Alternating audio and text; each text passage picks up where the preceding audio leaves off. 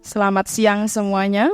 Oke, di sini saya akan menyampaikan gitu ya, ini hasil penelitian saya selama saya studi S3 saya kemarin gitu ya.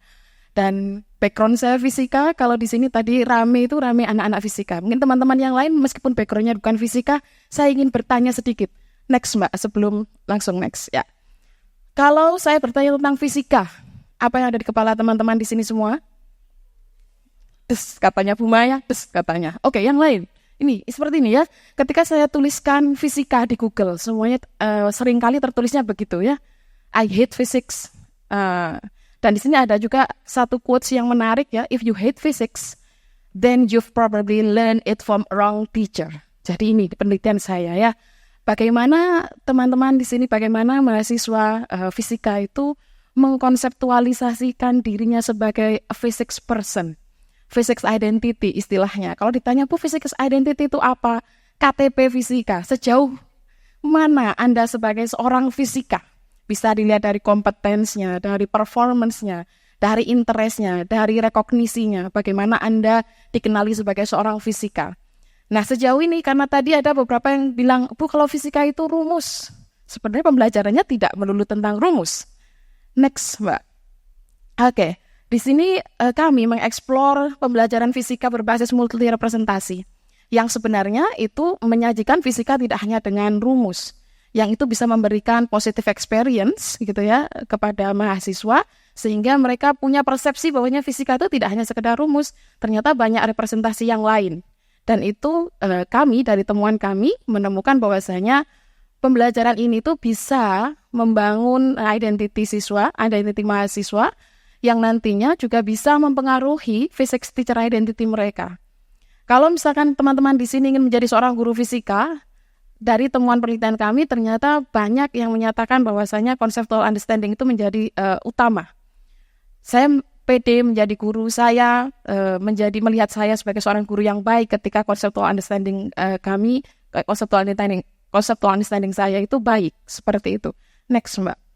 Dari penelitian saya ada 4 studi. Yang pertama ada literatur review, kemudian ada bagaimana mendesain intervensinya terkait dengan multirepresentasinya gitu ya. Pertama literatur review-nya juga tentang multirepresentasi yang digunakan di physics education.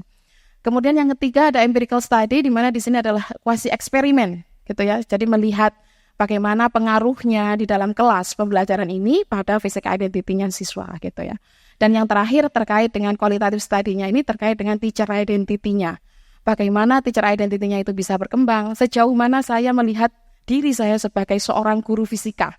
Ternyata temuannya kembali lagi tentang conceptual understanding dan juga positive experience dalam kelas.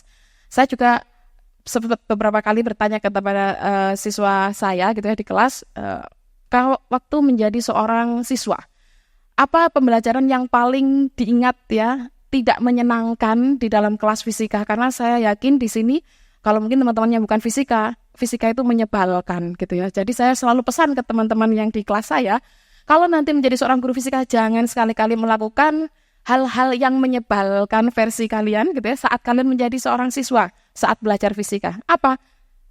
Diketahui, ditanya, ditinggalkan ya. Jadi tidak dikerjakan soalnya. Selalu seperti itu. Jadi hal-hal semacam ini mulai kita coba paradigmanya diubah gitu ya. Salah satu pembelajaran yang bisa digunakan adalah multiple representasi di sini. Next. Ya, ini contohnya ya. Jadi berbagai representasi ini saya tampilkan yang pictorial representation, dan ini adalah cara bagaimana menyelesaikan permasalahannya berbagai dengan multiple representasi. Next. Dan ini hasilnya tadi sudah saya sampaikan juga. Next. Oke, kesimpulannya gitu ya. Jadi dari penelitian kami menemukan bahwasanya multiple representasi ini diindikasikan gitu ya, bisa berdampak pada physical identity-nya mahasiswa, terutama di bagian competence dan performance. Dan kemudian ke depan gitu ya, kita harus sebagai seorang guru fisika kembali kita mengeksplor gitu ya, strategi apa yang sekalinya nanti bisa digunakan di fisika supaya tidak sekedar rumus. Next, Mbak. Nah, kalau ingin tahu lebih lanjut, di scan ini scholarnya Bu Nuril, ada publikasinya di sana, bisa dibaca dengan lengkap apa yang sudah sampaikan Bu Nuril hari ini. Terima kasih kesempatannya, saya akhiri. Assalamualaikum warahmatullahi wabarakatuh.